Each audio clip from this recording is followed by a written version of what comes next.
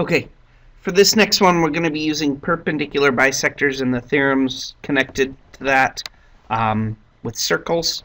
We have 3 bushes here, and we want to put a sprinkler so that it hits all of the bushes. So obviously what we want is something where the center of the circle would be somewhere down here so that when it hits, the radius is the same for all 3 of these. So what we would do, and I'm just going to show you what they did.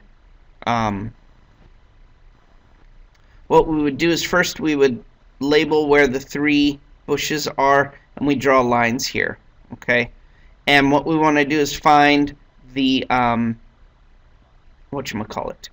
the perpendicular bisector for AB and the perpendicular bisector for BC. So we do that, and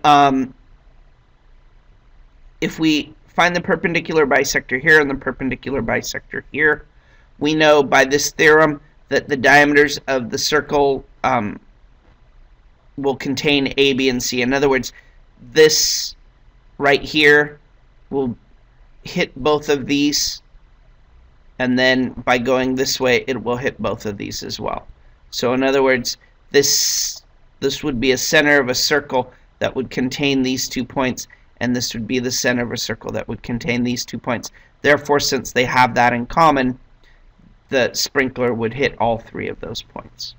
Okay, so we would put the sprinkler here, and that would be the center of the circle through A, B, and C. So this distance would be the same as that distance in this case. Alright, and here's another one. We want to find the length of AC. We know that if we have a chord that's a perpendicular bisector to this, we know that this chord is cut in half if it's a diameter here. So since this is a diameter and it's perpendicular to it, we know that these 2 sides will be equal, so FC would be 7 and AC would be 14. Again, BD bisects AC because it goes through the diameter, and the diameter will be, if it's perpendicular to this chord, it will cut that chord in half. So therefore, since that's 7, this is 7. The whole thing's 14. And here's another one. We want to find the measure of arc CD. Since we know that this is a diameter and that this chord is perpendicular to the diameter, that means that not only is this chord cut in half, but also the arcs here are cut in half, because these 2 angles would be equal, therefore these arcs would be equal. So we would be able to write 9x is equal to 80 minus x.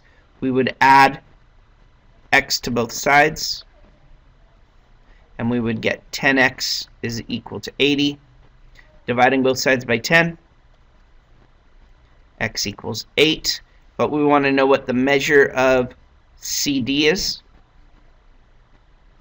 And since CD is 9x, we would say it's 9 times 8, or 72. So the answer is 72. Using the same idea, since CD is 72, we'd also know that DE would have the same measure, or we could do 80 minus, I believe it was 8, which would have given us 72 as well. Okay? And CE is this whole arc. Since we know that's 72 and that's 72, it would be 2 times 72, which is 144. And we're done. Thanks.